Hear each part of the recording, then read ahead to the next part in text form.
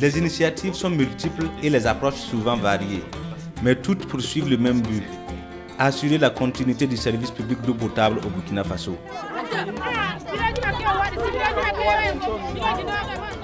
Cela se traduit sur le terrain par l'expérimentation de plusieurs modèles de gestion.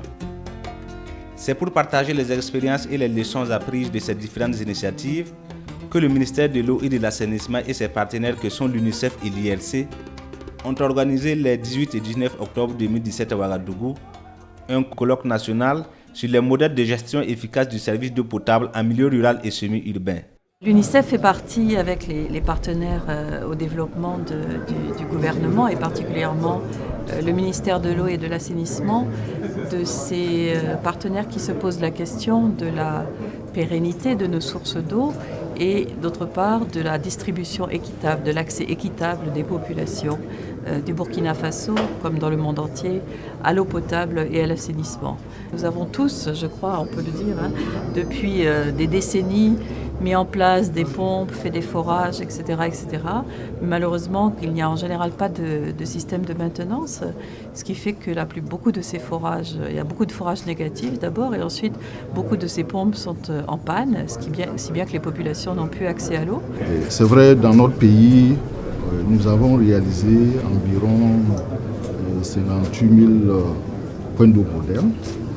Au cours de ces dernières années, nous avons pu, en tout cas, améliorer, disons, la maintenance de ces ouvrages jusqu'à un taux de pratiquement 80%. Mais il se trouve qu'il y a environ 20% qui sont immobilisés, qu'il faudra mettre en état pour la pérennité et la viabilité du service public de l'eau.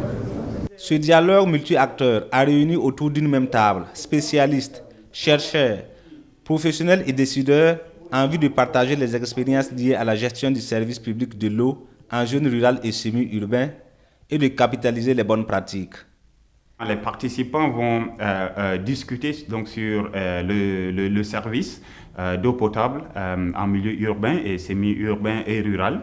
Et les présentations s'articuleront sur les aspects liés donc au partenariat. Beaucoup de communications iront aussi dans le sens d'investissement et du retour sur investissement en termes d'approvisionnement en eau potable en milieu rural et urbain. Il y aura d'autres communicateurs qui vont aller en détail sur les aspects liés donc à la contribution et au financement du secteur. Aussi bien sur les aspects pour maintenir l'affaire, le business, que pour donc arriver à répondre à la question des droits humains qui est au cœur aussi de nos réflexions dans le secteur en termes de donner un service de qualité. Il y aura aussi beaucoup de discussions autour des aspects de responsabilité et de partage de responsabilité, de partage de risques et de redevabilité.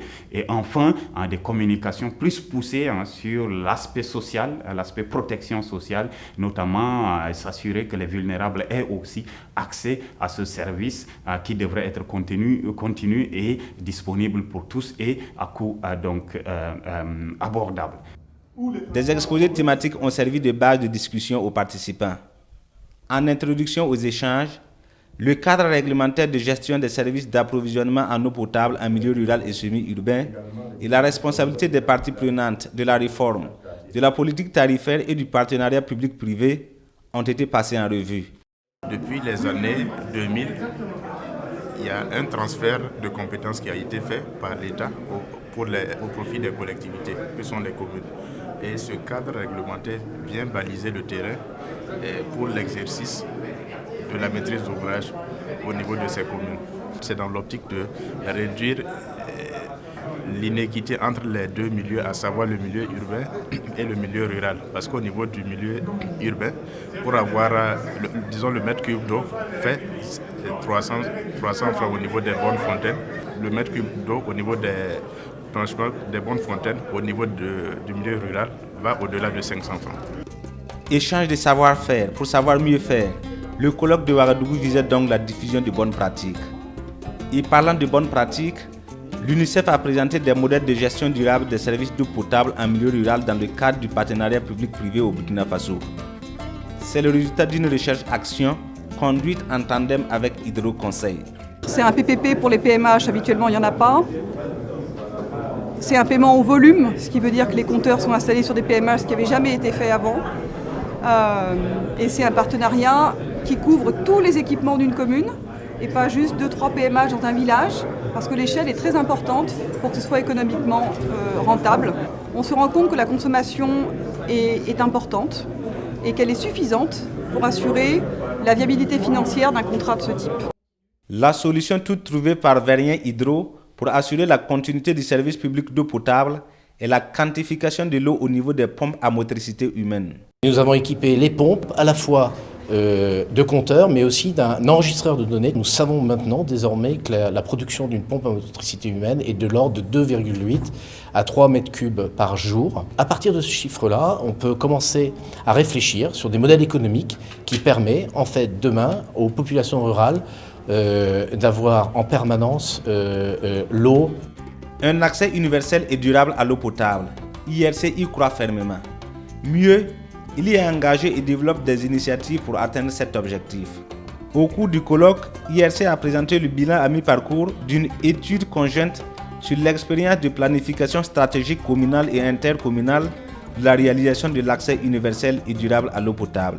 IRC, en tout cas, compte accompagner ces communes-là, 3 communes à l'atteinte des ODD, avec un certain nombre de partenaires, Yawatere, des gens on sortira pour chaque commune un plan stratégique, un plan d'investissement 2020, on peut aller jusqu'à 2025, parce que le plan d'investissement ici, il faut le voir dans un premier temps comme un plan d'investissement aussi de mise en œuvre. L'Office national de l'eau et de l'assainissement a exposé au colloque son approche pour le recouvrement des coûts dans la délégation des services publics d'eau potable dans les zones nord-lotiques de Ouagadougou.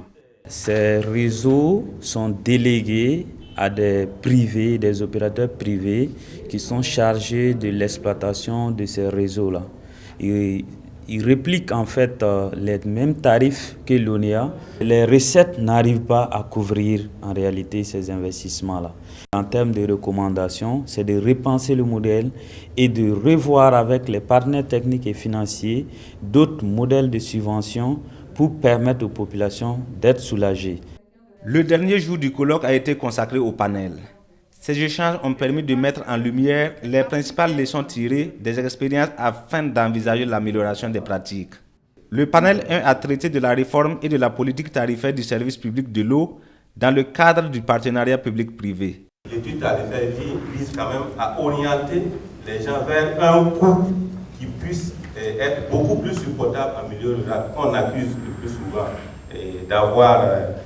d'accéder aux services d'eau potable à un coût très élevé comparativement au milieu urbain qui est supposé être beaucoup plus nanti et qui ont accès à ces services à moindre coût. Les notions d'universalité doivent être prises en compte, les questions d'abordabilité doivent être prises en compte, et aussi le fait qu'on doit travailler avec le secteur privé doit être au cœur de nos discussions, au cœur de nos réformes dans les années qui viennent. Et un autre élément important, c'est qu'il faut qu'on arrive à exploiter ou bien expérimenter tous les modèles de PPP qui existent et voir dans quel sens on peut trouver le meilleur qui puisse vraiment aider le Burkina à atteindre les objectifs de développement durable. On compromet beaucoup de choses en se fixant sur un seul volet du développement. Il faut étendre ce subventionnement-là à beaucoup de secteurs et au secteur le plus vital qu'est l'eau. D'autres thématiques comme le recouvrement des tarifs de l'eau et la place de la technologie dans le recouvrement des coûts ont aussi fait l'objet d'échanges. Le colloque est vraiment la bienvenue parce que vous savez, depuis 2015, et dans 3 communes du Burkina, la commune de Dassa-Kion et Nyankorodougou dans la région de Kaska, il est en train de tester 2 modèles de gestion des services d'eau potable à travers le partenariat public-privé dans le domaine de l'eau potable. Donc c'est pour dire que ce colloque a permis de présenter les résultats de la première phase de ce projet. Avec le partage d'expérience, on a su qu'il faut revoir le coût certes, mais il faut que les gens acceptent aussi contribuer pour la maintenance des outils. Le panel 2 a mis l'accent sur l'échelle de planification qui garantit un meilleur suivi du service d'eau potable. La meilleure échelle de planification, c'est vraiment la base. Donc, que ce soit un village, un quartier, c'est vraiment mieux de prendre la planification d'abord à cette échelle-là et progressivement remonter vers le sommet. Il est écrit dans les contrats que le fermier a l'obligation de donner de l'eau potable à la population. Donc, ce n'est pas une question de coût, parce que le coût que nous parlons, quand on parle de millions, c'est pour plusieurs addictions d'eau. Ce n'est pas pour une seule addiction d'eau potable qui va coûter des millions dans l'année. On a dit qu'au moins 2 fois dans l'année, il faut vérifier la qualité de l'eau. Dans le partenariat public-privé pour une meilleure gouvernance du service d'eau potable, le rôle et la responsabilité des organisations de la société civile est déterminant. Elle peut veiller à la fourniture d'une eau de meilleure qualité. Il faut un engagement de ces communautés. Et l'engagement de ces communautés doit se traduire par la société civile qui doit être un précurseur pour pouvoir permettre à cette population bénéficiaire de s'engager en termes de devoirs pour pouvoir payer cette eau, parce que c'est un investissement qui est coûteux. On a beaucoup discuté aussi sur les aspects tarifaires pour voir comment et quel tarif appliquer à quel milieu selon donc le niveau de vie des communautés pour assurer donc l'accessibilité à tout moment et aussi prendre compte de l'équité. Nous avons beaucoup discuté du cadre réglementaire. Tout le monde s'accorde à dire qu'il faut être très regardant sur les aspects recouvrement de coûts et voir comment le financement peut se faire pour équilibrer un peu la balance financière et de même manière mettre aussi les aspects droits de l'homme pour assurer que l'eau coule selon les ODD 6 qui nous gouvernent actuellement jusqu'à 2030. Le colloque de Ouagadougou était à la fois une tribune de débat, mais aussi un marché des innovateurs. Démonstration à l'appui, les différentes structures ont présenté des technologies innovantes qui ont séduit par la qualité de l'approche et fasciné par les résultats produits. Voilà, il m'a mis 110 litres. À la faveur des exposés et des panels suivis d'échanges, chaque structure s'est abreuvée à la source de l'autre. Enrichie, elle regagne chacune sa base pour continuer le combat. Et l'appel de Ouagadougou pourrait se résumer en ces recommandations. Premièrement, la qualité de l'eau n'est pas systématiquement suivie, analysée.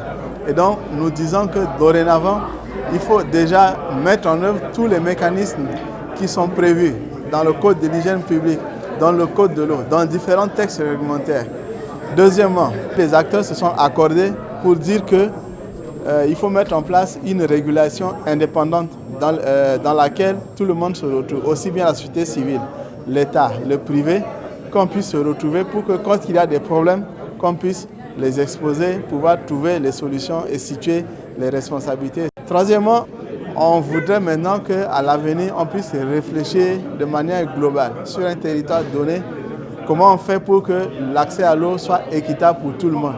Aujourd'hui, tout le monde veut être dans le PPP, le partenariat public-privé. Mais on veut aussi que la société civile ne soit pas mise de côté.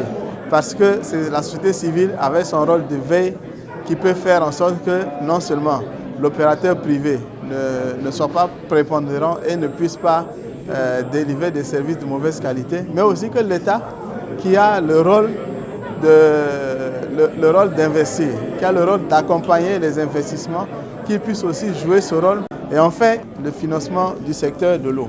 Il y a beaucoup de secteurs qui bénéficient de subventions. Quand vous prenez le transport urbain, il y a des subventions là-bas. Quand vous prenez les intrants agricoles, il y a beaucoup de subventions pour permettre de faire fonctionner la chaîne. Mais pourquoi, au niveau de l'eau, on ne pourrait pas aussi mettre en place ces mécanismes de subvention? Aucune organisation, aucun gouvernement ne peut résoudre les problèmes d'eau à lui tout seul. Donc je pense que c'est ce partenariat qui va nous aider. Des solutions endogènes existent. Des compétences locales sont disponibles et mises en lumière au cours du colloque national sur les modèles de gestion efficace du service d'eau potable en milieu rural et semi-urbain. C'est un nouveau départ qui est amorcé ici à Ouagadougou. Le défi à relever par tous, c'est de faire en sorte que le combat pour l'eau potable soit continu et porté par tous les citoyens en tant que devoir d'humanité.